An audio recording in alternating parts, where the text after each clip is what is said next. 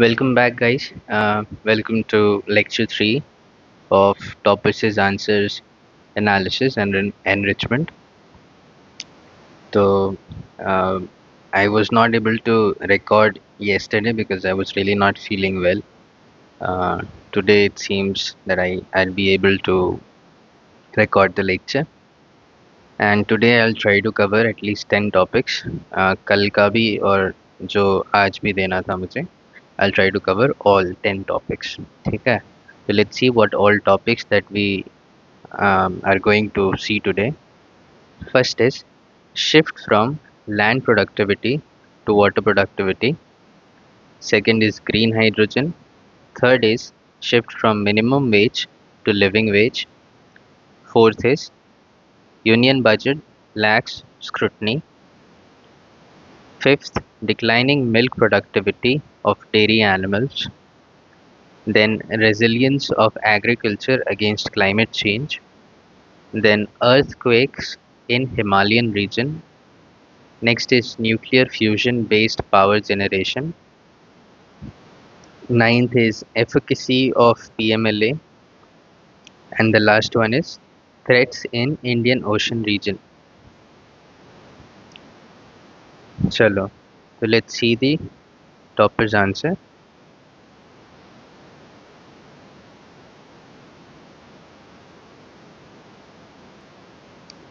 Question number 1. Do you think there is a need do you think there is a need for a shift from land productivity to irrigation water productivity in India? Justify your answer. What are the challenges in making this shift? Explain. ठीक है? तो कितने parts हैं? First, the question is asking, do you think there is a need for a shift from land productivity to irrigation water productivity? ठीक है? Then you'll have to justify that. Then you'll have to show challenges in making that shift. ठीक है? चलो. Let's see the answer. Introduction. Water stress is increasing in India and there is an urgent need to focus on water productivity. Now, this introduction is quite generic. आप इससे बेहतर इस वाले introduction को लिख लो, ठीक है? And this question is from agriculture, ठीक है? चलो. Agriculture consumes over 80% of India's fresh water, often inefficiently, making a case for water productivity over land productivity. ठीक है? So we have given data also in the introduction, and that's how we show that why there is a need for this shift. ठीक है? This is a nice introduction. Now, uh, he has shown why there is a need. ठीक है? चलो. First point, rapid groundwater depletion due to free electricity. Next is monocultural practices of rice and wheat have exacerbated the problem. ठीक है? तो इसका तो logic तो आपको पता ही होगा कि ग्राउंड वाटर डिप्लीशन क्यों हो रहा है कि फ्री इलेक्ट्रिसिटी मिल रहा है तो लोग जितना चाहे उतना मतलब जितना नीड है उससे ज़्यादा वो पानी एक्सट्रैक्ट कर ले रहे हैं. अगेन मोनोकल्चर प्रैक्टिस क्या होता है कि एमएसपी क्योंकि है राइस और वीट पे तो जहाँ पे वाटर की कमी है वहाँ पे भी लोग because of this free electricity they are extracting ground water and practicing monoculture for rice and wheat. ठीक है? चलो. Water use efficiency is low in India. ठीक है?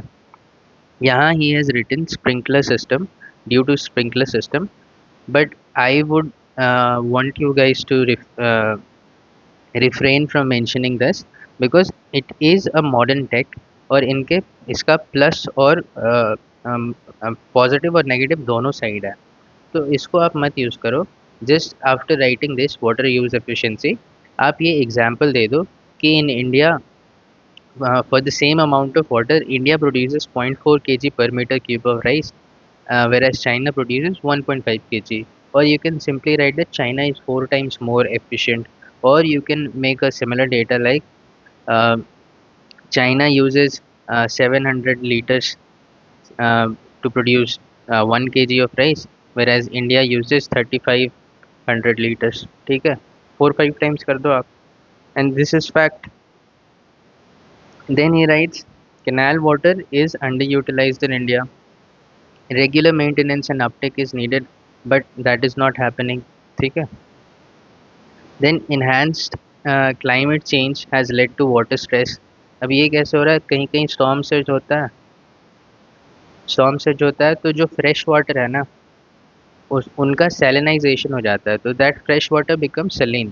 तो उसमें एग्रीकल्चर करना और उसको नॉर्मल यूसेज के लिए यूज़ करना दोनों डिफ़िकल्ट हो जाता है. ठीक है. Then regional disparity, you know, in India, तभी तो रिवर लिंकिंग प्रोजेक्ट्स के बारे में सोचा जा रहा है. ठीक है. चलो. Then there is excessive use of fresh water leads to scarcity for people. ठीक है. फ्रेश वाटर एक्सेसिवली एग्रीकल्चर में यूज़ हो रहा है, तो ओवरऑल उसका स्केर्सिटी हो जा रहा है. ठीक है. चलो, अब देखते हैं कुछ initiatives. He is writing 24/7 metered supply and steps like पानी पंचायत इन ओडिशा. ये सारे एग्जाम्पल्स ना आप याद कर लिया करो, और ये भी एक पॉजिटिव इनिशिएटिव है, तो आप इसको कहीं भी यूज़ कर पाओगे एग्जाम्पल में, किसी भी क्लाइमेट चेंज रिलेटेड क्वेश्चन में. ठीक है. चलो, diversification of crops to adopt local solutions, example millet in dryland farming. और एक एग्जाम्पल आप दे सकते हो कि पंजाब, क्योंकि इनिशिएटिव हम स्टेट वगैरह का दे रहे हैं, तो यहाँ पे आप लिख सकते हो कि Punjab has adopted a crop diversification programme. Next is use of drip irrigation and expansion under PM Krishi Sinchai. ठीक है. Interlinkages of rivers to address regional disparity, Ken Betwa is an example. ठीक है. इसको तो प्रीलिम्स के लिए भी हम लोग काफ़ी पढ़ते हैं. Then utilise new methods like fertigation, see prelims term, fertigation to ensure efficiency. अब ये इनिशिएटिव्स में नहीं है, ये एक रिकमेंडेशन हो सकता है. ठीक है, या वे फॉरवर्ड हो सकता है. चलो, I have added some more initiatives. तो इनिशिएटिव्स में आप इसको ऐड कर सकते हो. Atal Bhujal for ground water conservation through community engagement. Sujalam Sufalam Yojana of Gujarat for micro irrigation.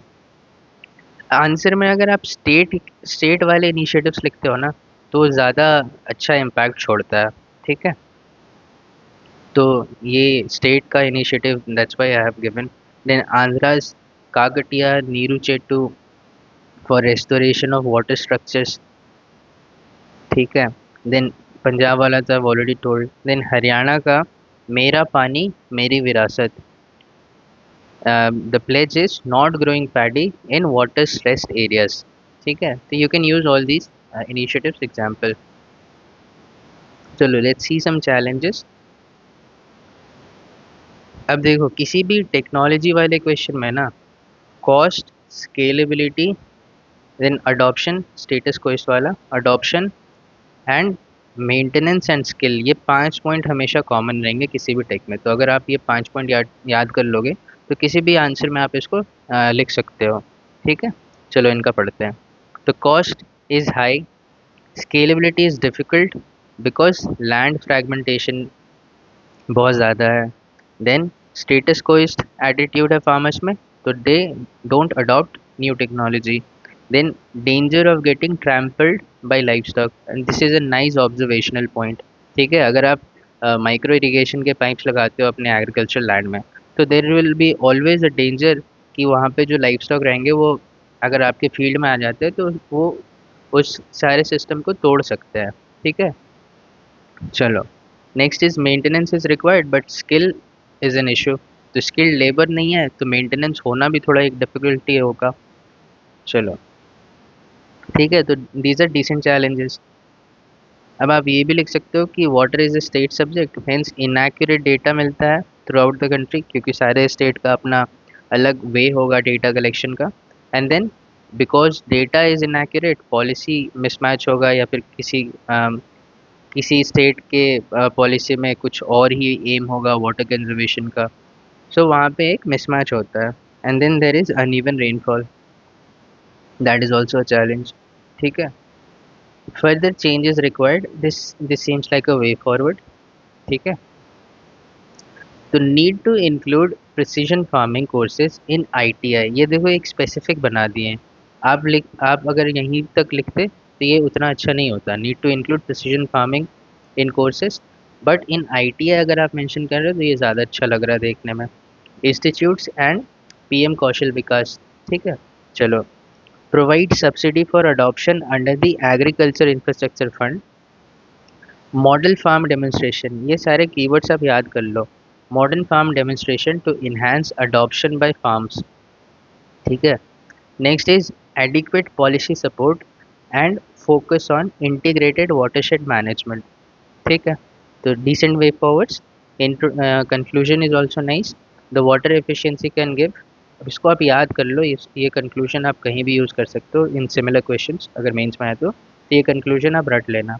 Water efficiency can give the triple benefits of production boost, water availability and profitable farmers. See ये कितना सही तीनों को लिंक कर दिए। चलो, तो वी सॉ दिस क्वेश्चन,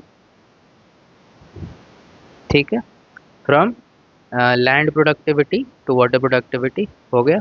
चलो next question, examine the role that green hydrogen can play in unlocking the energy security of India. How can National Green Hydrogen Mission help India in achieving its energy goals? ठीक है, तो it is saying कि green hydrogen कैसे help कर सकता है India के energy security में।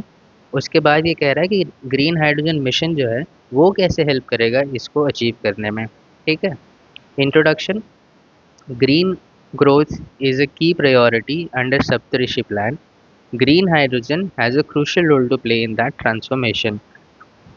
ये सप्तऋषि प्लान बजट 24 में इंट्रोड्यूस करा गया था, ठीक है। तो इट्स अ नाइस इंट्रोडक्शन, ठीक है। चलो नेक्स्ट देखते हैं ग्रीन हाइड्रोजन मिशन के एम्स। इसका फर्स्ट एम है कि, इसका मोस्ट इम्पॉर्टेंट एम है कि India should be a net exporter of green hydrogen, ठीक है।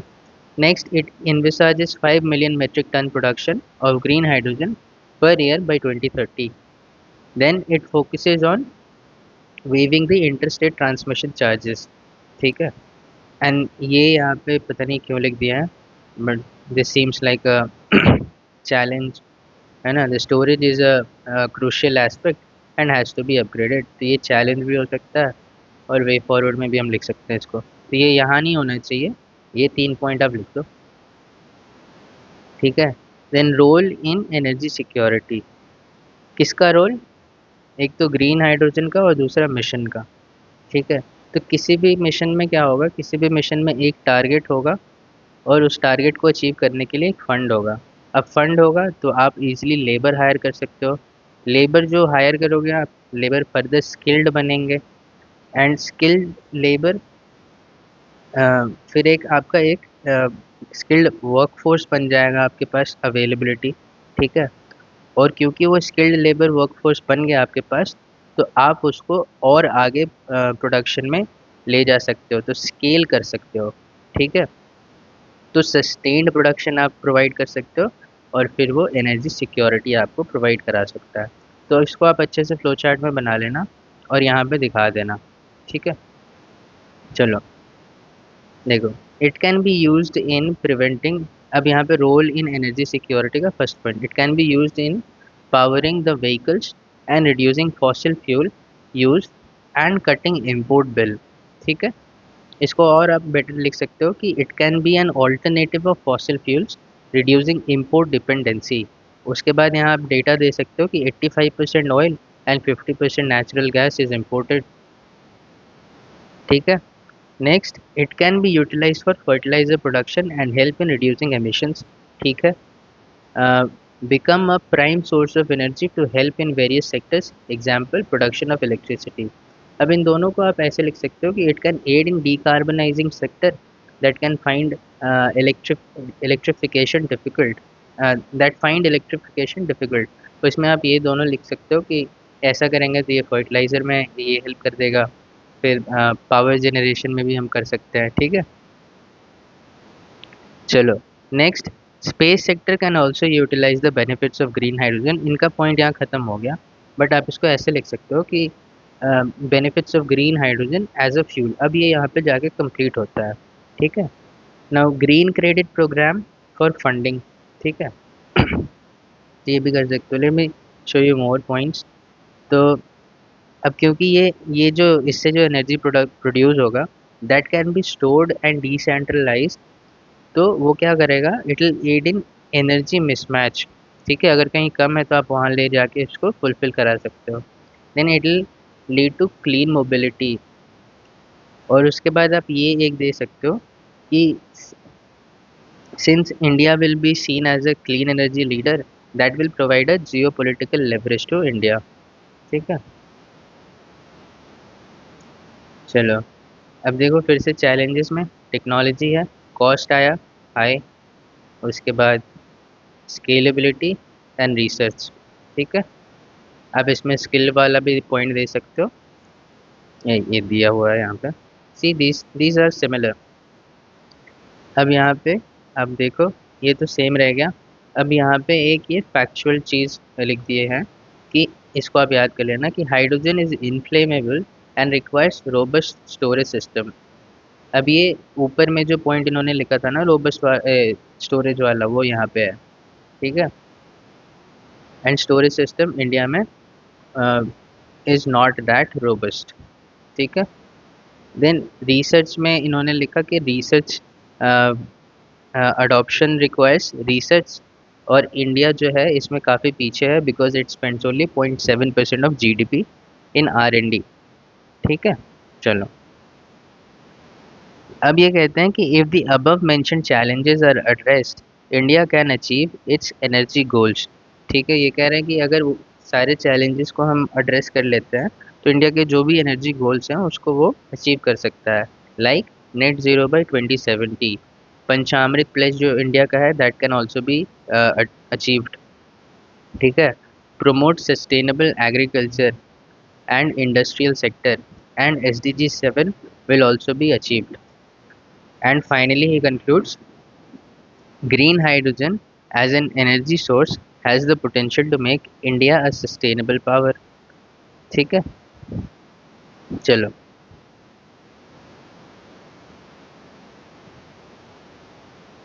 नेक्स्ट क्वेश्चन हम देखते हैं। Next question is the government has been weighing a transition from minimum wage to living wage in recent times, what are the benefits and constraints in adoption of living wage। ठीक है, तो ये कह रहा है कि government is planning to shift from minimum wage to living wage. उसके बाद ये पूछ रहा है, क्वेश्चन में पूछा जा रहा है कि लिविंग वेज के बेनिफिट्स क्या हैं और इसको इम्प्लीमेंट करने के लिए कंस्ट्रेंट्स क्या हैं। ठीक है, तो इनका इंट्रोडक्शन काफ़ी अच्छा है कि article 43 of the Indian constitution provides for a minimum living ways for the people. तो ये क्योंकि कॉन्स्टिट्यूशन से ले रहे हैं तो यहाँ पे ये एक अच्छा सा सब्सटैंशिएटेड पॉइंट कह रहे हैं कि आप क्योंकि कॉन्स्टिट्यूशन में है तो हमें लिविंग वेज को देना चाहिए। ठीक है, तो ये आप याद कर लेना। The government is mulling the idea to introduce one present concept of minimum wage. आप मिनिमम वेज पहले इनका देख लेते हैं। The minimum wage is provided for labour industry to secure a livelihood. उसके बाद ये अनूप सत्यापति कमेटी के बारे में कहते हैं कि Anoop Satpathy committee recommended the introduction of national level floor wage. ठीक है, उसके बाद ये बताते हैं कि मिनिमम वेज में इश्यूज क्या है। Doesn't take in view the other needs like food, housing and clothing, and disparity sector wise and region wise. Sector wise में भी क्या है कि जो वेज रहेंगे वो डिफर करेंगे और रीजन वाइज भी डिफर करता है। ठीक है, चलो इसको आप ऐसे लिख सकते हो कि लिविंग मिनिमम वेज का पर्पस क्या है। मिनिमम वेज करके पर्पस कर देना, पर्पस ऑफ मिनिमम वेज, उसमें लिखना कि its purpose was to prevent exploitation of labour. ठीक है,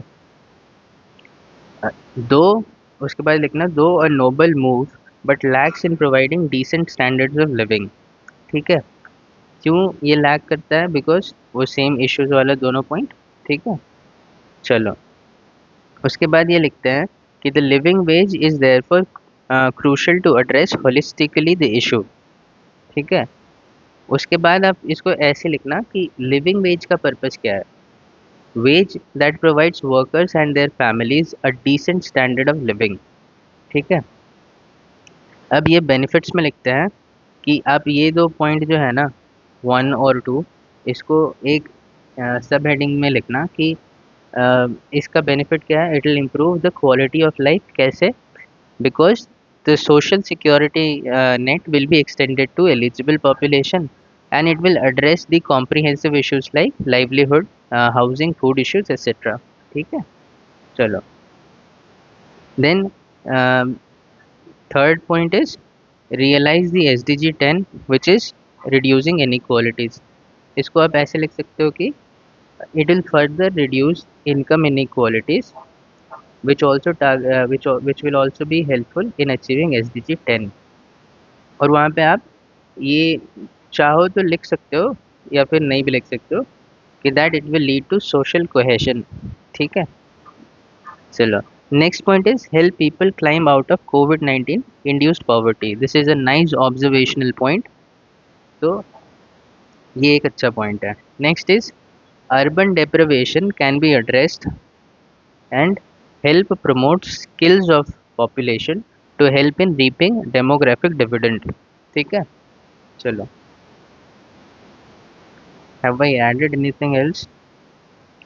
हाँ, आप इसमें ये भी लिख सकते हो बेनिफिट क्या होगा कि अगर लिविंग वेज आप प्रोवाइड करोगे तो आपका जो प्रोडक्टिविटी और एफिशिएंसी होगा उसमें आप बूस्ट देखोगे। You will see a boost in productivity and efficiency if you provide living wage. कैसे होगा? आप लिविंग वेज प्रोवाइड कर रहे हो तो आप उनका पूरा ख्याल रख रहे हो, तो there will be a pool of healthier worker. ठीक है, वो बॉडी वाइज फिटनेस वाइज सही रहेंगे एंड क्योंकि उनको उनको रेम्यूनरेशन बहुत अच्छा मिल रहा है तो they will be motivated to work. इन दोनों की वजह से प्रोडक्टिविटी और एफिशिएंसी में बूस्ट आएगी।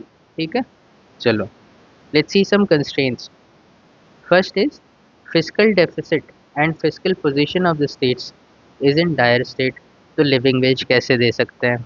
Then the identification of beneficiary is a challenge as no new data is available. तो एक्चुअली में हम कैसे इस चीज़ पे ज़ीरो इन करेंगे कि किनको लिविंग वेज मिलना चाहिए? That is an issue. Then leads to moral hazard and stagnant productivity. क्योंकि अगर एक सर्टेन गारंटी रहेगा लेबर्स में कि इतना मुझे मिल ही जाना है, तो वो हो सकता है कि वो थोड़ा आलस आलस को अपना ले, मतलब वो थोड़ा काम अच्छे से ना करें, पीपल बिकॉज ऑफ अश्योरिटी। ठीक है, देन इसका पॉलिटिसाइजेशन भी हो सकता है। एंड देन दिस किसी भी स्कीम वाले में आए तो ये पॉइंट लिखना आप मत भूलना कि inclusion exclusion errors can happen और कैन बी एन इशू। ठीक है, तो इंक्लूजन एक्सक्लूजन एरर आप इसको लिख लो, आपके आंसर में अगर ये लिखा रहेगा तो आपका आंसर ज़्यादा अच्छा लगेगा पढ़ने में। Then the use of cash, जो पैसे मिलते हैं वो हो सकता है कि वो नॉन वेलफेयर पर्पस के लिए डाइवर्ट हो जाए। The use of cash can be diverted for non welfare purpose. ठीक है, decent points. Let me show you some more constraints और वो वेल स्ट्रक्चर्ड वे में। ठीक है, तो पहला तो हो गया कि मेजरमेंट एंड डेफिनेशन का चैलेंज है। ठीक ठीक है, tough to decide what constitutes living wage due to diversity present in India. ठीक है, आप मेजर कैसे करोगे और डेफिनेशन में क्या क्या चीज़ इंक्लूड करोगे? ठीक है, तो उस पर एक डेलिब्रेशन होना चाहिए अच्छे से। Then resistance from industry as labour will become expensive. तो कौन ही चाहेगा कि वो अपने प्रॉफिट को कम होना देखे, कम होते देखे? ठीक है, तो there will always be a resistance from industry as labour will become expensive. ठीक है, अगर लिविंग वेज देते हैं तो ऐसा भी हो सकता है कि इट विल इंक्रीज इन्फ्लेशन, और होगा ही बिकॉज वेज बढ़ेगी, वेजेस बढ़ेंगे तो प्राइसेस भी बढ़ेंगे। ठीक है, this is the basic rule of inflation. ठीक है, सो अब ये तो वे फॉरवर्ड हो गया कि ग्रेडेड अप्रोच होना चाहिए। देन एनफोर्समेंट एक इशू होगा। ठीक है, because it is seen that even minimum wage compliance remains weak हम मिनिमम वेज को ही अच्छे से नहीं इन्फोर्स करा पा रहे हैं, तो लिविंग वेज जो उससे ज़्यादा देना पड़ेगा उसको कैसे इन्फोर्स कराएंगे। ठीक है। Then shock to MSME. MSME wage hike might make them incompetitive, because उनके लिए लेबर और महंगे महंगा हो जाएगा। ठीक है।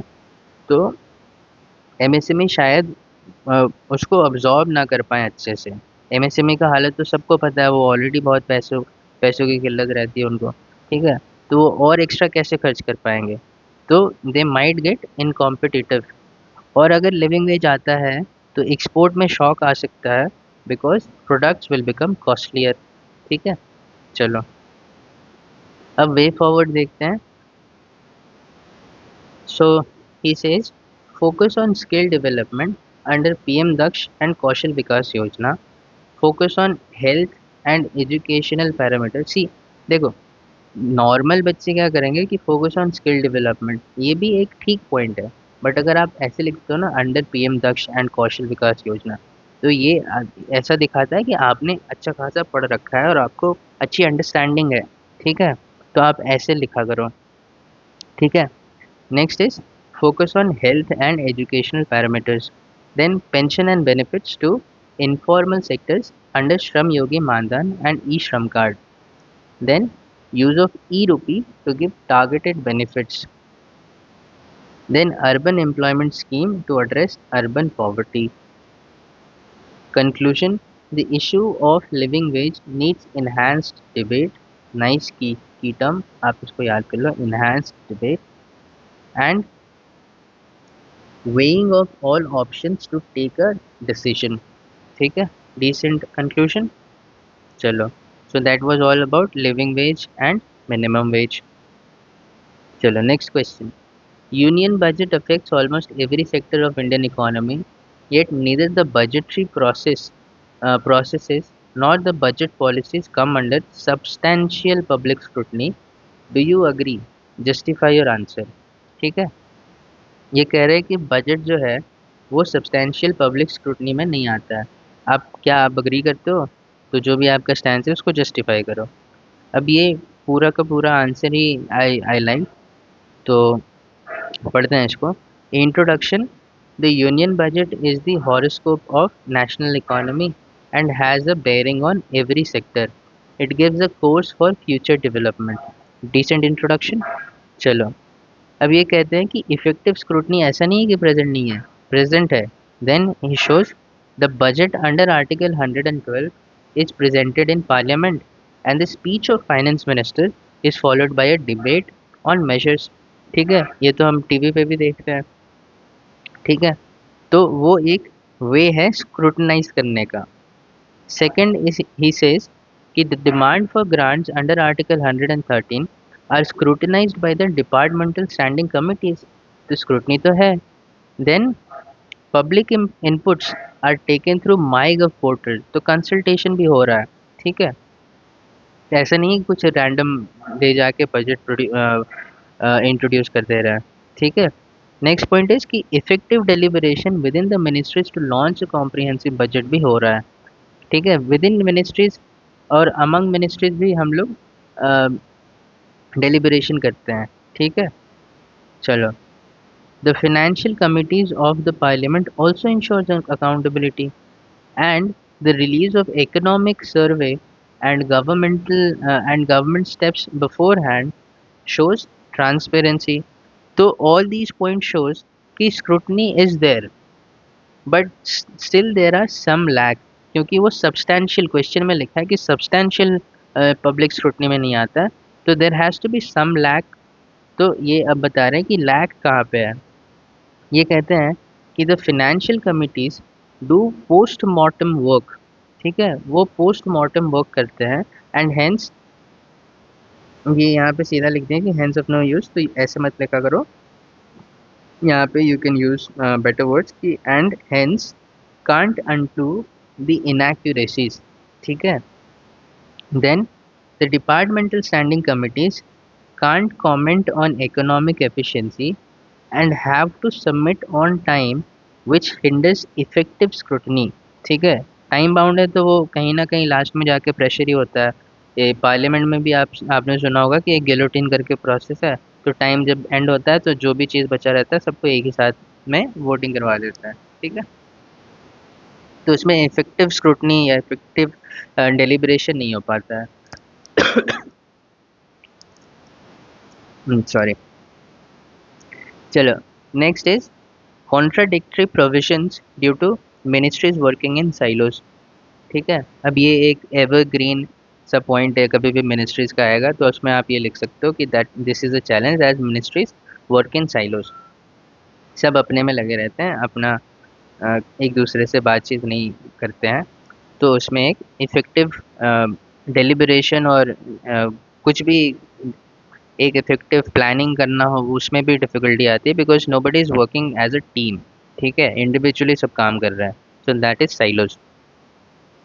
Now reduced productivity of parliament has led to less debates. ठीक है। Then no body, there is no body like fiscal council which can ensure effective oversight. And last point is the government resorts to overdressing and off budget borrowings. Example FCI issue. ये तो पता होगा आपको कि there are some ways, different ways of borrowing जो वो budget में नहीं दिखाते हैं। वो क्या होता है, कुछ गवर्नमेंट बॉडीज़ हैं वो लोन लेते हैं और इस लोन को चुकाने का जो गारंटी है वो गवर्नमेंट ले लेता है। ठीक है। तो that is called off budget borrowing. So next is way forward. Public inputs and concerns can better can be better channelized on issues like taxation and welfare budget.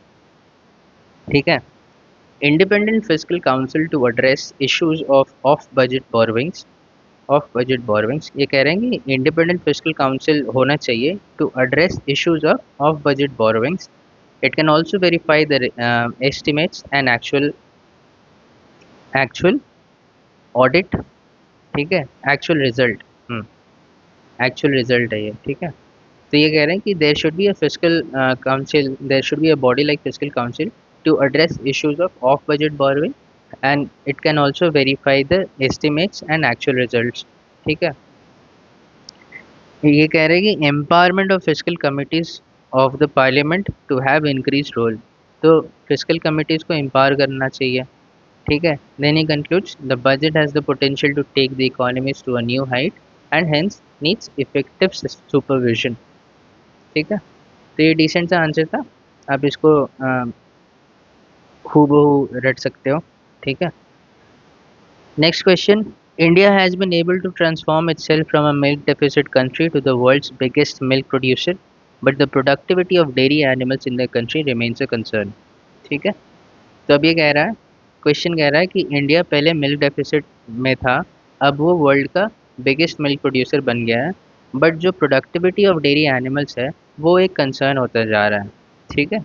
चलो, let's see what the answer is.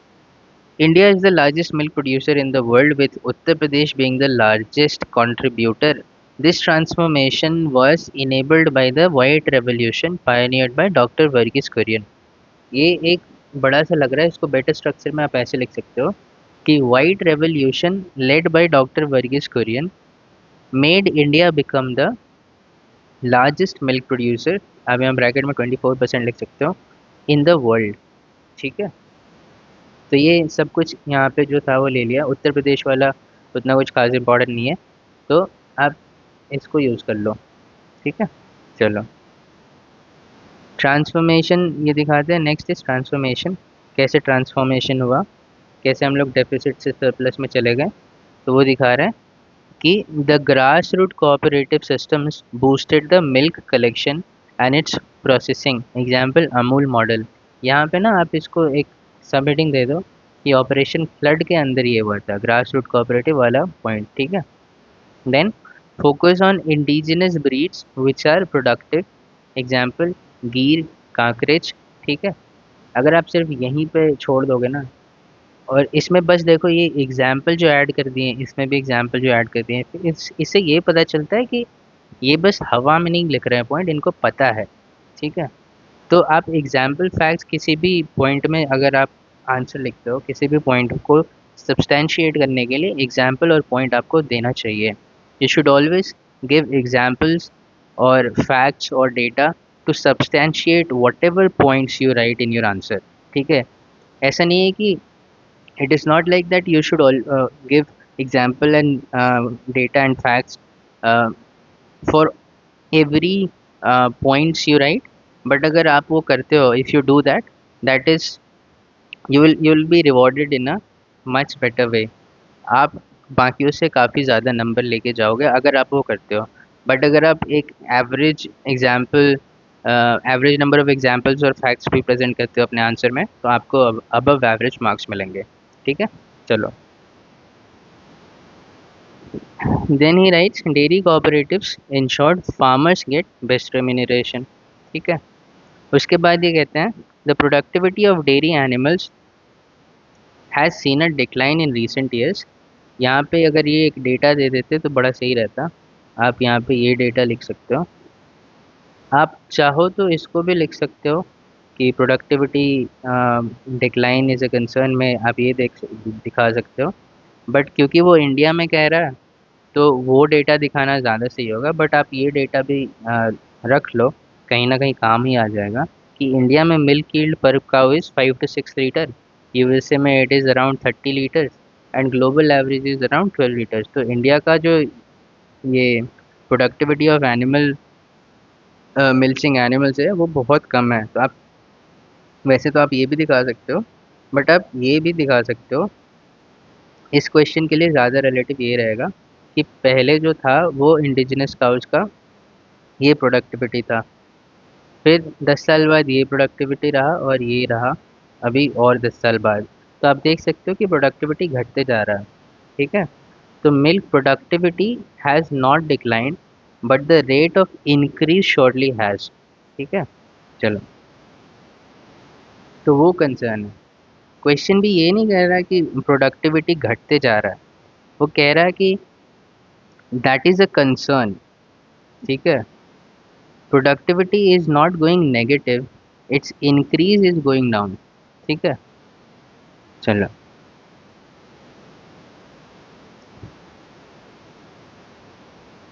अरे हाँ,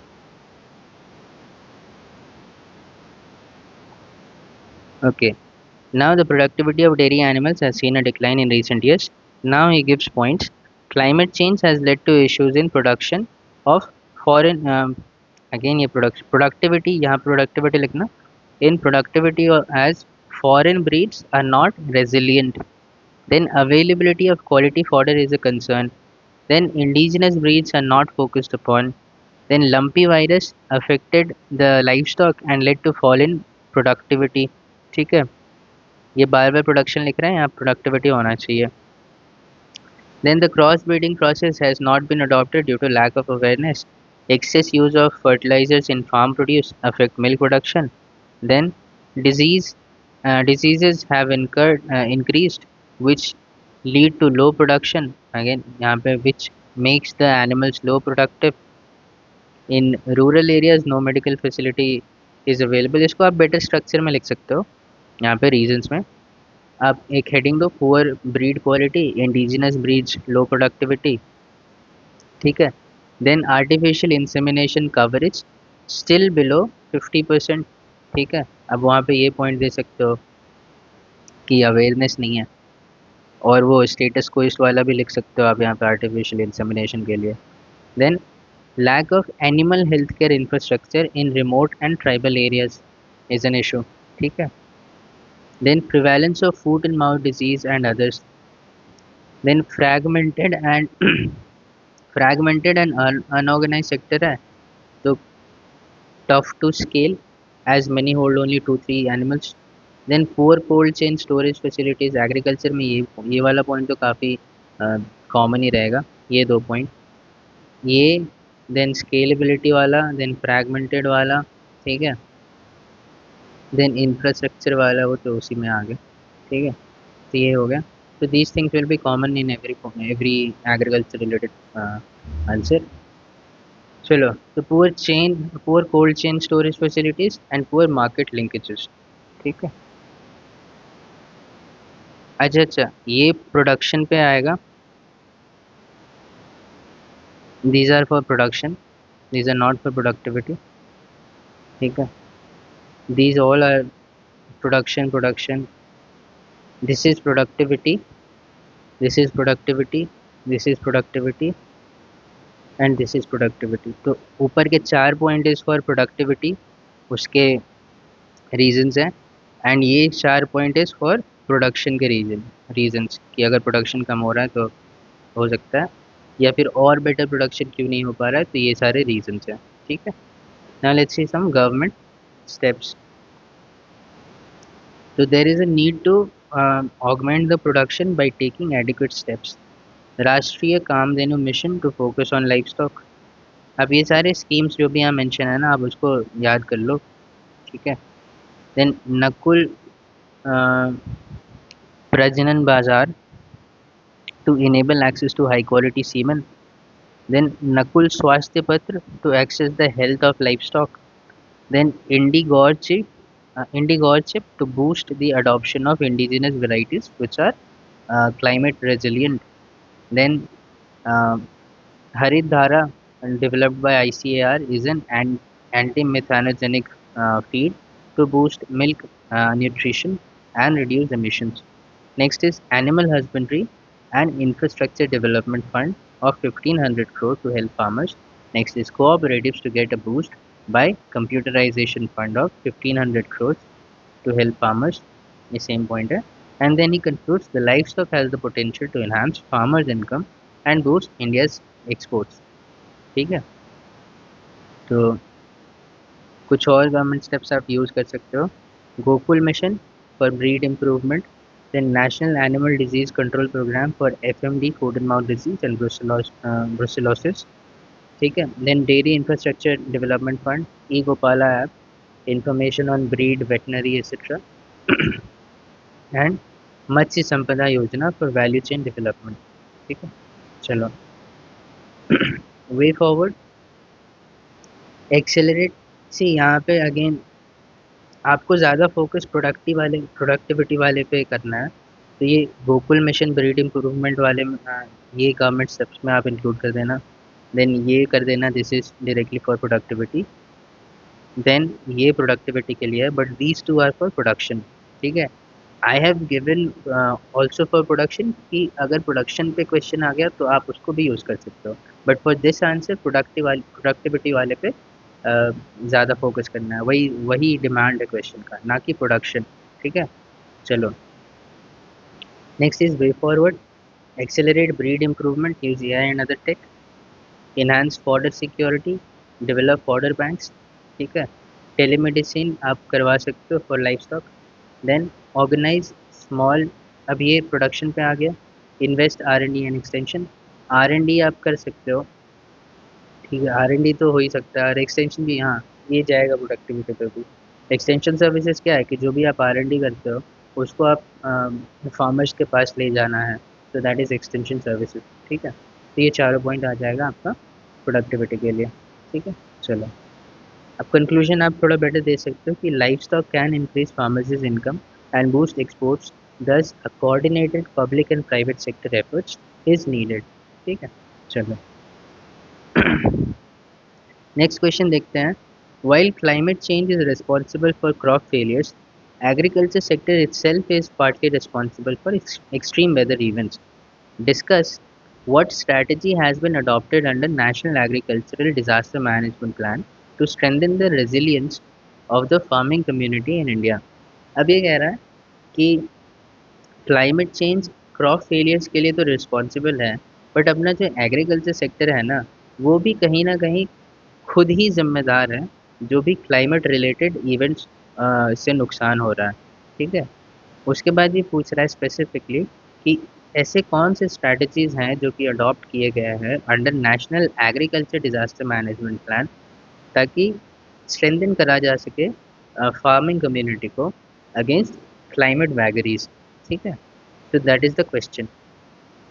तब देखते हैं answer. Climate change has led to adverse events across the world, with agriculture also affected. The frequent droughts in Deccan reflect that. सी इनका एक style है introduction में कि he uses current affairs which is really a nice style. तो आपको अगर कुछ भी डेटा फैक्ट, अब इसके लिए बस आपको ये पता होना चाहिए, बस इसका इंक्लूजन से इंट्रोडक्शन बिकम्स रियली नाइस। ठीक है, चलो। अब ये कह रहे हैं crop failure due to climate change कैसे हो रहा है। Monsoon variability has led to failure of crops. Heat waves destroy the farm produce. Example effect on wheat last year. अब ये वाला एग्जाम्पल आप किसी भी साल में दे सकते हो, ठीक है, तो इसके लिए परेशान नहीं होना। टॉपिक्स कॉपी में जितने भी डेटा वगैरह हैं, अगर वो सही डेटा हैं, वो सही एग्जाम्पल हैं, तो आप उसको डिट्टो किसी भी आने वाले 5 साल, मतलब आगे के 5 साल बाद जो भी मेंस होगा ना, उसमें भी आप यूज़ कर सकते हो। ठीक है, चलो। Next is the storm surges have led to submergence of arable land. ठीक है, तो इसलिए क्रॉप फेलियर हो रहा है। Then fresh water salinisation has led to reduced water availability. ठीक है, then flooding due to glacier melting at unexpected times can damage crop. ठीक है, और क्लाइमेट, इसको थोड़ा और डाइवर्स बनाने के लिए आप ये दे सकते हो कि पेस्ट आउटब्रेक्स भी होते हैं। एग्जाम्पल पिंक बोलवॉर्म इन 2021। और बायोडाइवर्सिटी लॉस के कारण भी क्रॉप फेलियर हो रहा है, डिक्लाइन इन पॉलिनेशन। तो ये 2 पॉइंट अगर आप लिखते हो तो ये बहुत अच्छा पॉइंट बना देगा, आप बहुत अच्छा आंसर बना देगा, बिकॉज ये 2 पॉइंट बहुत कम को ही लिखेंगे। चलो, नेक्स्ट इज एग्रीकल्चर कैसे रिस्पॉन्सिबल है। The rampant usage of ground water has led to depleted water table, hence less production. Then monoculture, आप देखो कितना ज़्यादा रिपीट होता है सेम ही चीज़। आपने 2-4 आंसर इसका ऑलरेडी कर लिया है, अब आपको ज़रूरत ही नहीं है किसी और भी चीज़ को, मतलब कहीं और से भी पढ़ने का। ठीक है, अब वही सेम चीज़ को बाकी आंसर्स में भी लिख सकते हो। So ground water has depleted water table. Then monocultural practices have hurt the land productivity, example wheat and rice. Then agriculture is the highest methane emitter, which has enhanced the greenhouse effect. Then the excess use of inorganic fertilizers has led to eutrophication. ठीक है, ये सब चीज़ आप prelims के लिए भी पढ़ते हो, ये सब चीज़, इसमें कुछ भी ऐसा नहीं है कि जो आपको नहीं आता होगा। ठीक है, but writing is the difficult task. ठीक है, और प्लस हमारा वो ऑब्सेशन कि हमें परफेक्ट लिखना है, बेस्ट आंसर लिखना है, तो उस चीज़ के पीछे नहीं भागना है। ठीक है, ये तो फिर भी बहुत ही ज़्यादा डिटेल्ड है। आप अगर सुमित कुमार सर के आंसर देखोगे ना, तो वो बहुत ही ज़्यादा सिंपल लिखते थे, बहुत सिंपल, आपको लगेगा कि ये क्या ही लिख दिया है, but he always address the demand of the question. ठीक है, विथ सिंपल स्टेटमेंट्स। तो आपको बस क्वेश्चन के डिमांड को एड्रेस करना है, और आप जो लिख रहे हो उसको बस सब्सटैंशिएट कर देना है। ठीक है, चलो। Next is shifting cultivation in tribal areas has led to eutrophication. अरे नहीं नहीं, shifting cultivation in tribal areas has led to, shifting cultivation कैसे eutrophication ले गया, वही तो ये, अच्छा। Shifting cultivation in tribal areas has led to deforestation, hence contributing to climate change. Example झूम पोडो। सी कैसे ये प्रीलिम्स के जो भी नॉलेज है उसको कैसे यूज़ कर रहे हैं। Then stubble burning has led to emissions, example Punjab Haryana belt. Have I added something? Okay. Overuse of fertilizers emit nitrous oxide, a potent GHG. Then cropland expansion decreases carbon sinks. ठीक है, चलो। Strategy to strengthen resilience. ठीक है, use of climate resilient varieties developed by ICAR and other universities, वहाँ पे ये example दे दिए, RST 14, RST 18, wheat to curb stubble burning. ठीक है, then dry land farming to be adopted in क्या लिख के हैं ये, इन स्केर्स एरियाज होगा। ठीक है, example use of millets under PM Shri Anna and pulses. Then diversification to ensure farmer is ensured in case of crop failure. Example horticulture, livestock. यहाँ पे MIDH एंड चमन ये स्कीम है, उसको मेंशन कर दिया है इन्होंने। ठीक है, Next is precision agriculture to enhance efficiency of inputs. Example, drip irrigation, fertigation, enhanced formal credit and KCC and the Agriculture Infrastructure Fund. Then use of sustainable inputs to boost efficiency and save farm producers. Example, PM Pranam. अब ये conclude करते हैं कि though the climate change has made agriculture difficult, adequate steps and behavioural changes will give resilience. ठीक है, तो I have added also some things, तो उसको देख लेते हैं। स्ट्रैटेजी, हाँ, आप इसको ऐसे ज़्यादा स्ट्रक्चर्ड वे में लिखो कि प्री डिज़ास्टर प्रिपेयर्डनेस, डिज़ास्टर होने से पहले का क्या प्रिपरेशन होना चाहिए, early warning system, climate resilient crops and crop contingency plans at district and block levels. Then risk reduction measures क्या होना चाहिए जब disaster हो गया, तो disaster diversification of cropping pattern, area specific cropping like agroclimatic zones के हिसाब से आपको क्रॉपिंग करना चाहिए। Next is encourage natural and organic farming। Then institutional and capacity building होना चाहिए। उसमें क्या क्या होना चाहिए कि training of extension workers and farmers, institutional and governmental institutional coordinations. ठीक है, अब डिज़ास्टर के बाद क्या होना चाहिए, इमीडिएट रिलीफ पैकेज होना चाहिए, promotion of restorative agricultural practices. अब आंसर ये वाला ज़्यादा कंप्लीट लग रहा है, तो आप इस पे ज़्यादा फोकस करना, बट ये भी बहुत अच्छा आंसर है, तो आप दोनों को याद कर लेना। वैसे भी what ever I am giving आपको सभी पढ़ना है। ठीक है, इससे आपका काफ़ी होलिस्टिक वे में और स्मार्ट वे में सारे टॉपिक्स कंप्लीट होते जा रहे हैं। ठीक है, अदर्स में आप क्या लिख सकते हो कि strengthen insurance and financial resilience, insurance of फसल बीमा and financial resilience KCC, use of technology, GIS, remote sensing. ठीक है, चलो अब इससे ज़्यादा आप क्या पढ़ोगे, इस ये काफ़ी कॉम्प्रिहेंसिव वे में डील हो चुका है कि क्लाइमेट चेंज से कैसे बचाना है। चलो next question, some regions in India including Delhi are highly vulnerable to impact of earthquakes originating in Himalayas. Discuss what institutional measures have been taken to mitigate earthquake losses in India. Do you think there are significant gaps that still exist? अब ये कह रहा है कि Delhi, some regions in India including Delhi काफ़ी vulnerable हैं earthquakes में, earthquakes के लिए। जो हिमालयन एरिया में अर्थक्वेक्स आते हैं उससे काफ़ी वल्नरेबल हो जाते हैं आसपास के एरिया। ठीक है, उसके बारे में डिस्कस करना है। उसके बाद ये पूछ रहा है कि इंस्टीट्यूशनल मेजर्स क्या क्या लिए गए हैं to mitigate the earthquake losses, और फिर पूछ रहा है कि डू यू थिंक कि सिग्निफिकेंट गैप है जो भी मेजर्स लिए जा रहा है। सी, अगेन ये डेटा वाला इंट्रोडक्शन लेके जा रहे हैं कि 59% of India is vulnerable to the seismic activity according to NDMA study. ठीक है, then he makes a map.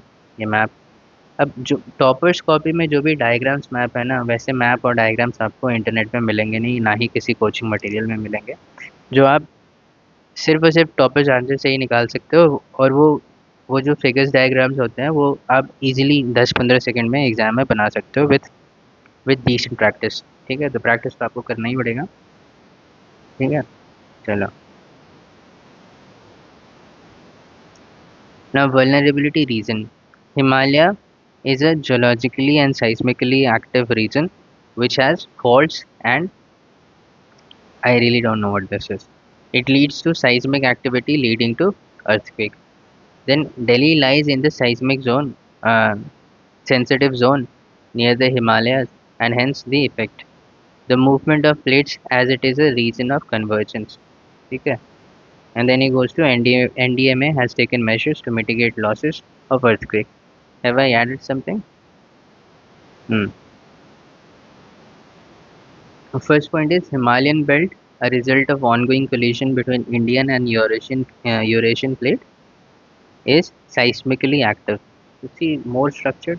आप ऐसे लिखो, रट लो ना यार ये सारे चीज़ों को। देखो आपको पता ज़रूर होगा, ये सारे पॉइंट्स आपको पता होगा, बट ज़्यादा स्ट्रक्चर वे में लिखना is a task in mains, ठीक है। ऐसा कोई भी क्वेश्चन किसी भी पेपर में नहीं होगा जिसके बारे में आपको आइडिया नहीं होगा। आपने पढ़ रखा है बहुत कुछ, आपको आइडिया है बहुत कुछ, बट उन सारे आइडिया को एक स्ट्रक्चर्ड वे में आंसर, वो भी 200 वर्ड्स 250 वर्ड्स में लिखना इज़ अ टास्क। अब वाई आई एम सेइंग कि कोचिंग वगैरह के पीछे मत भागो, because they will give you again the same thing, वही आपको बहुत ही कॉम्प्रिहेंसिव नोट्स दे देंगे, आप उसके पीछे भागते रहोगे। आप खुद ही सोचो, एक पूरे बुक को पढ़ने के बाद उसका summary banana is it's such a use task, और इसमें तो इतना कुछ पढ़ना पड़ता है, ठीक है। तो आप उन सारे मटेरियल्स के पीछे मत भागो, this is the best way to go go about it, ठीक है। टॉपर्स आंसर्स आंसर्स पढ़ो, इससे आपको पता लगेगा कि कैसे 200 वर्ड में आंसर लिखते हैं, ठीक है। कैसे एक बड़े से सेंटेंस जो आपके दिमाग में बन रहा है, उसको एक लाइन 2 लाइन मैक्सिमम में कैसे ट्रांसफॉर्म करके along with the examples and facts कैसे लिख सकते हैं। तो ये सब चीज़ें आप टॉपर्स आंसर से ही सीख सकते हो, ठीक है। चलो, और जो कुछ एडिशन होगा दैट आई एम प्रोवाइडिंग। तो Himalayan belt, a result of ongoing collision between Indian and Eurasian plate, is seismically active. Then frequent collision releases energy, leads to moderate and large earthquakes. Delhi in zone 4, hence high risk, and rapid and non-scientific urbanization exacerbates the outcome. Then poor enforcement of building codes, another another thing. Then uncontrolled urban population. Then cities built on alluvial soil. These are loose soils, so it amplifies the impact. ठीक है, तो these are the reasons कि why Himalayan reason के आसपास के जो area हैं वो क्यों अफेक्टेड रहते हैं साइस्मिक एक्टिविटी जो हिमालयन में होते हैं, ठीक है। चलो, measures is giving measures.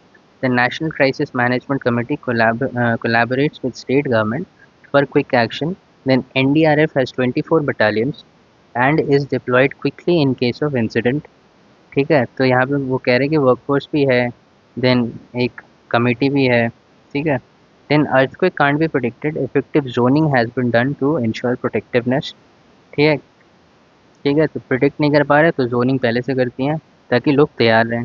Then retrofitting of building to suit the needs of particular area, building को रिपेयर करना, रिस्टोर करना, ठीक है। Then adoption of local knowledge in management, ठीक है। तो लोकल नॉलेज भी कुछ होगा कि अर्थक्वेक से कैसे बचना है, तो उसको भी अडॉप्ट कर रहे हैं।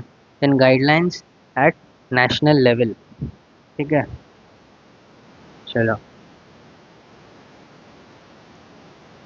तो measures, earthquake mock drills conducted, more measures, then early warning system and monitoring by IMD and NCS, then urban local bodies mandated to ensure building code compliance। तो ये सब आप लिख सकते हो, ठीक है।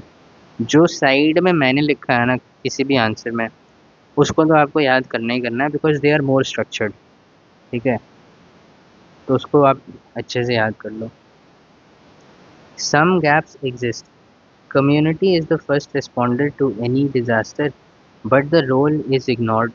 Then adoption of technology has been slow, leading to loss of life. The funding are inadequate to deal with the crisis. Then there has to be a user handbook to outline the progressive steps needed during such incident. तो user handbook जैसा कुछ नहीं है, ठीक है। Then lack of interagency coordination, and then the NDRF needs better remuneration and hence and capacity building। तो आप अगर देखोगे ना तो ये सारे पॉइंट्स काफ़ी ऐसे पॉइंट्स हैं जो किसी भी आंसर में यूज़ करे जा सकते हैं कि कैपेसिटी बिल्डिंग होना चाहिए, रेम्यूनरेशन होना चाहिए, इंटर एजेंसी कोऑर्डिनेशन होना चाहिए, प्री प्लान्ड एक क्या कहते हैं एसओपी होना चाहिए, standard of operation, standard operating procedure, ठीक है। तो वो नहीं है। देन फंडिंग हर जगह कहीं ना कहीं ख़राब ही होगा, ठीक है। टेक्नोलॉजी अडॉप्शन हर जगह ख़राब होगा, कम्युनिटी हर जगह इग्नोर हो रहा है। तो ये सब चीज़ काफ़ी कॉमन है, आप इसको कहीं भी यूज़ कर सकते हो। Initiatives and practices that can be used, early warning system of USA, Japan uses energy dissipation devices to to counter effect of earthquake, and Colombia has bamboo homes to enhance resilience. तो ये काफ़ी सही है, आप इसको याद कर लेना. Conclusion is also nice. PM's 10-point agenda and the Sendai spirit needs to be upheld to protect people. किसी भी डिज़ास्टर रिलेटेड वाले चीज़ में ना आप सेंडाई स्पिरिट तो लिखना ही लिखना, ठीक है. चलो, क्वेश्चन एंड्स. Next question.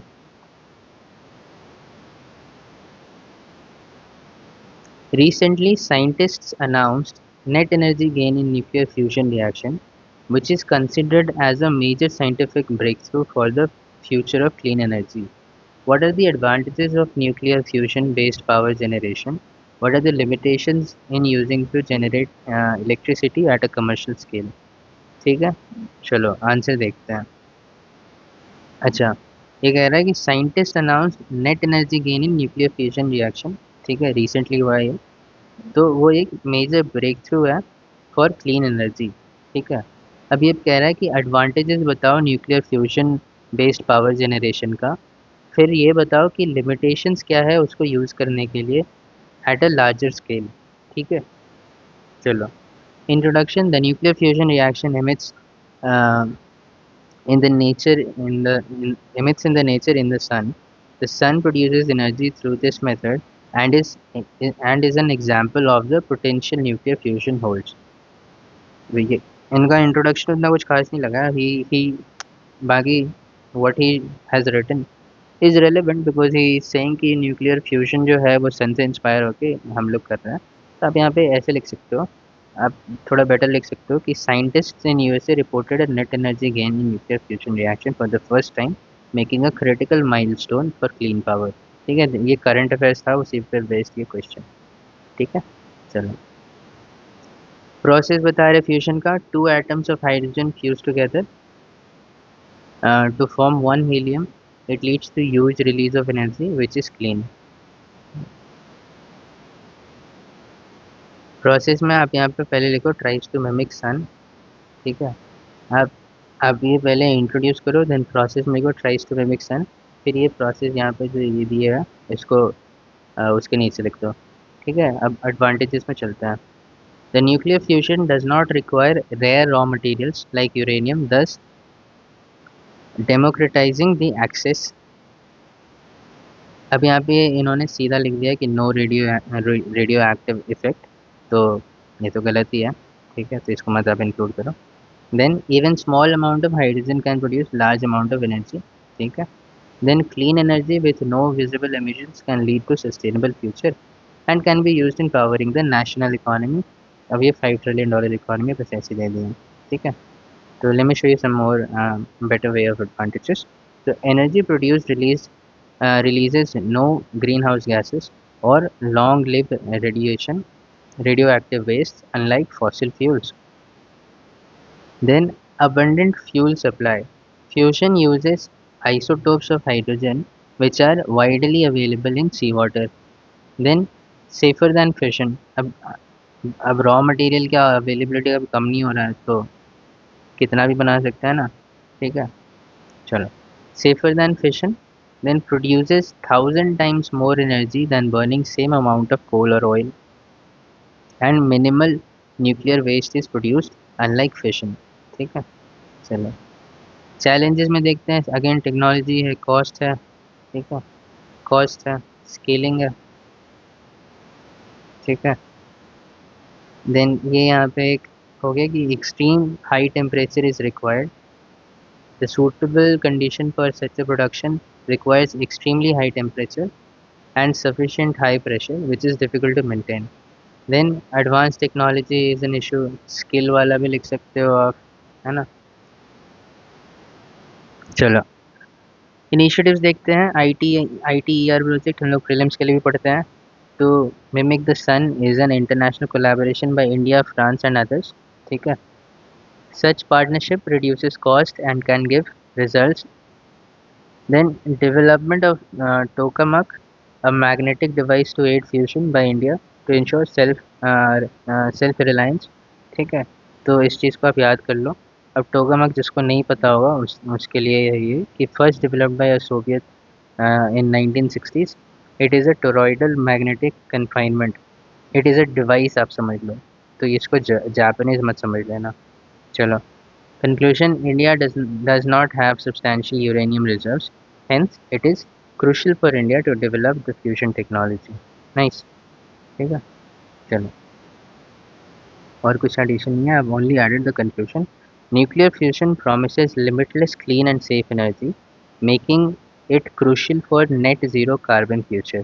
ये काफ़ी ज़्यादा ज़्यादा अच्छा है. या फिर इसको इंडिया से रिलेट करके आप दे सकते हो कि ये टेक्नोलॉजी इंडिया को हेल्प करेगा 2070 तक नेट ज़ीरो होने में. ठीक है. चलो. नेक्स्ट क्वेश्चन देखते हैं. Keeping in view the recent amendment, examine the efficacy of PMLA in tackling the menace of money laundering in India. ठीक है. अब मनी लॉन्ड्रिंग इन इंडिया, चलो ठीक है, देखते हैं answer. The recent amendments to PMLA are aimed at strengthening the anti-money laundering regime in India. Introduction है written नहीं. चलो ठीक है. ठीक ठाक इंट्रोडक्शन होगा तभी आएगा. ओह, चलो. Let's see the amendments. The law has given the definition of politically exposed persons such as ambassadors, military officers, which requires effective oversight. Then stricter EKYC norms to trace the transactional amount. ठीक है. The ECIR copy will not be provided to the accused. Then the recognition of money laundering as an independent crime, it can lead to better conviction and strengthening the power of ED officials. ठीक है. तो ये सारे amendments हैं. तो amendments थोड़ा और structured way में सी expands the definition of proceeds of crime, that is includes assets obtained indirectly also. Enlarged scope of offences, Companies Act, Wildlife Protection Act etc. has been included in this. तो इसमें भी कोई offence होगा तो वो भी PMLA के अंदर आ जाएगा. Then ED can search without prior police report. Then bail made tougher. Person need to prove innocence and court must believe that the person won't commit the crime again. ठीक है. Then CACS law professionals को reporting entities बना दिया गया है. तो आप इसको भी देख लेना. अब ये आपको पता होना चाहिए. चलो नेक्स्ट एफिकेसी देखते हैं.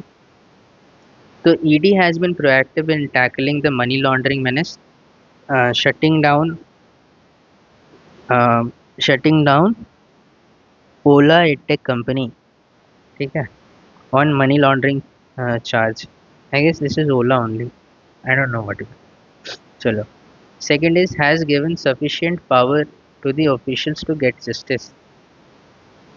Then has led to increased arrest and unraveling of organized crime. Example: Global Relief Foundation as a front of Taliban. Next is places the onus on the accused, hence better chance of conviction. Have I written something else?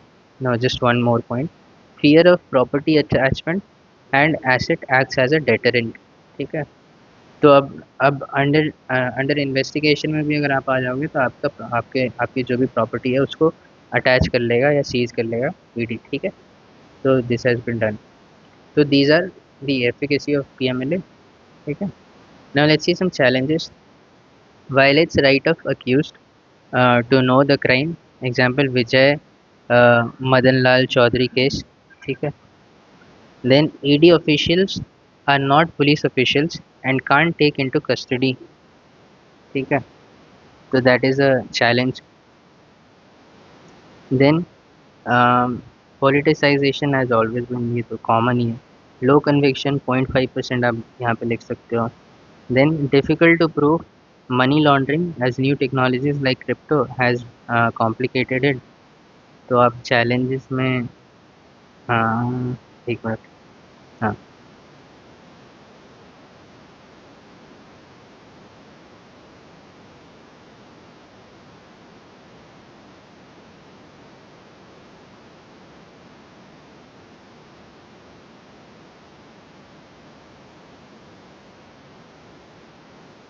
नहीं, challenges में नहीं है. ये इसका example है, ये efficacy का example है कि विजय माल्या का ऑलमोस्ट अराउंड 9,000 करोड़ को अटैच कर लिया गया था, ठीक है। फिर नीरव मोदी का भी हुआ था। फिर येस बैंक और डीएचएफएल में छापा मारने के लिए टू इन्वेस्टिगेट शेल कंपनीज, वो पीएमएलए इन्वोक करके चले जाते ईडी, ठीक है। चलो, तो ये सारे एग्जाम्पल्स आप एफिकेसी पे दे सकते हो। चलो, let's see the way forward. The copy of ECIR can be provided to let the accused prepare a better defense. Then, uh, international cooperation, international cooperation uh, under UNGPML and Worksburg principle to tackle it. Then, interagency coordination with NIA and CBI as money laundering is related to terrorism. Then, manpower boost to deal with emerging challenges, and concludes money laundering is a threat to security of India and needs comprehensive steps to be taken. Needs comprehensive steps to take. क्या लिख दिया है? पढ़ लो अच्छे से भाई. Money laundering is a threat to security of India and needs comprehensive steps to be taken. No, to tackle है यार. Comprehensive steps to tackle. Sorry guys. Yes, I'm having a little headache. I'm still suffering from cold and cough. So, just one more question. Acha, what I have given in way forward, let's see. Ensure judicial oversight. All action should be subject to court approvals. Then define terms clearly to prevent harassment. ठीक है, आप terms को अच्छे से define करो to prevent harassment. ठीक है, example related party और पोजेशन, इसको आप अच्छे से डिफाइन करो, बस ये लिख मत दो, दैट बिकम्स ओपन एंडेड. ठीक है, इसको कोई कैसे भी यूज़ कर सकता है. Then training and capacity building. ठीक है, provide better forensic and data analysis tools, fast track courts for PMLA cases, independent review panel for sensitive cases. ठीक है, अब ये देखो, ये ज़्यादा सही है ना.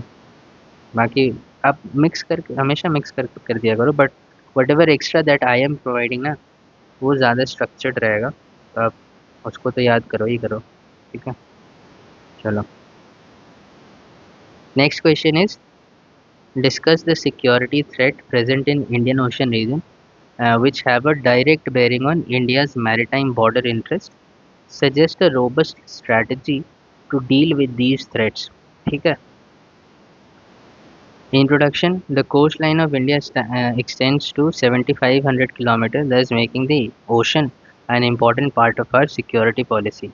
ठीक है, तो ये figure again see this map, इसको आप प्रैक्टिस करो.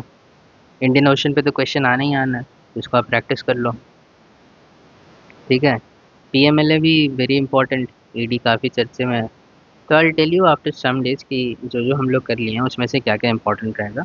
Once I have a list of 80 to 100 topics जो भी हमने टॉपर्स आंसर से किया है, उसके बाद आई टेल यू कि इनमें से क्या क्या आ सकता है. ठीक है, चलो, या क्या क्या आपको वैसे भी आना चाहिए. चलो. Security threats. The piracy and smuggling activities of the African coast poses a serious challenge. Then, the organized drug crime is operated through intentional waters. Example, Adani Port regime, no, no, Adani Port seizure of cocaine, है ना. ये तो current affairs में आपने भी सुना था, है ना. चलो, the piracy and smuggling activities in African coast, these are the security threats. Organized drug crime, तो इसमें एग्जाम्पल इन्होंने दे दिया कि अडानी पोर्ट में जो सीजर हुआ था कोकेन का. ठीक है. Then China's unilateralism and strategy of acquiring animal ports, animal नहीं है, acquiring crucial ports to build string of pearls. ठीक है, China's unilateralism and strategy of acquiring crucial ports to build string of pearls, that is also a threat. Then issue of illegal fishing activity in Sir Creek. ठीक है, अब यहाँ पे ये China वाला अगर आपको नहीं पता है ना, चाइना इंडियन ओशन में अगर कोई शिप डूबता है या फिर कुछ फँस जाता है या फिर कुछ उसको हेल्प चाहिए कोई किसी भी शिप को, तो China doesn't come to help. Although China has a huge presence in Indian Ocean, but China never comes to help. It is always India. अभी रिसेंट इंसिडेंट में भी आपने देखा होगा कि शायद इटालियन, इटली का होगा, I really don't remember the exact country, but किसी का ship had some kind of damage and they called multiple times to China, ठीक है, but ultimately India India only went to help। फिर और recent अभी एक केस हुआ है कि जहाँ पे India help and even China thanked India कि okay, they also recognise that India is a really nice, really strong country that Indian Ocean should have, ठीक है। तो China also have thanked India for its presence and helping cargo ships, ठीक है। चलो, India remains very active in Indian Ocean region. India का एक सागर initiative भी है ना, और इंडिया नेट सिक्योरिटी प्रोवाइडर के लिए भी aims in Indian Ocean region, ठीक है। तो इंडिया काफ़ी एक्टिव रहता है इंडियन ओशन रीजन में। चलो, next point is, due to enhanced land border security, the non-state actors like terrorists prefer the maritime. Example 26/11, ठीक है। Then India has an ambition of becoming net security provider in the Indian Ocean region. It has developed a strategy for that. Mission Sagar to enhance maritime security and holistic progress. Maritime exercises with like-minded countries to tackle threat. Example Al Mohed Al Hindi with Saudi Arabia to tackle piracy, Malabar with Quad, ठीक है, Quad ही है ना। Then boosting capability of Indian Coast Guard, boosting capability of Indian Coast Guard by upgrading the infrastructure, example drones, Dornier aircraft, and new offshore vessels. Then utilizing the multilateral groups like Indian Ocean Rim Association, Colombo Security Conclave. Then utilize Andaman Nicobar Island as they are um, they are two unsinkable ship carriers. There are two unsinkable ship carriers. Example Tri Services Command, ठीक है। तो Andaman and Nicobar islands आप अगर इस unsinkable ship carriers को भी नहीं लिखोगे ना तो भी चलेगा। Utilize Andaman for tri services command और थिएटर कमांड भी कर सकते हो आप, ठीक है। Then necklace of diamond strategy to tackle China's string of pearls, ठीक है। Example Duqm port Assumption island में we have our presence. Then IC Vikrant to boost India's image as an important player.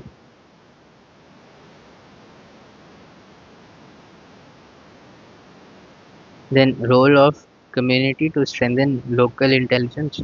Then data sharing enabled by Gurugram Fusion Center. Then Indo-Pacific strategy to cooperate with global leaders. उसके बाद ये conclude करते हैं, the great game of 21st century will be played in the waters of Indian Ocean and hence India needs to step up its security. आप यहाँ पे एक extra add कर दो कि द ग्रेट जियोपॉलिटिकल गेम, ठीक है, ग्रेट गेम नहीं, geopolitical game of 21st century will be played in the waters of Indian Ocean, hence India needs to step up its security, ठीक है। I have not added anything because answer in itself is quite comprehensive, ठीक है। चलो, तो this completes our 10 topics, ठीक है। चलो, I am still not that much well, ठीक है। तो alright, we have completed 10 topics today, and in 3 lectures we have completed 20 topics. आप just you guys just keep continuing in this series and keep revising.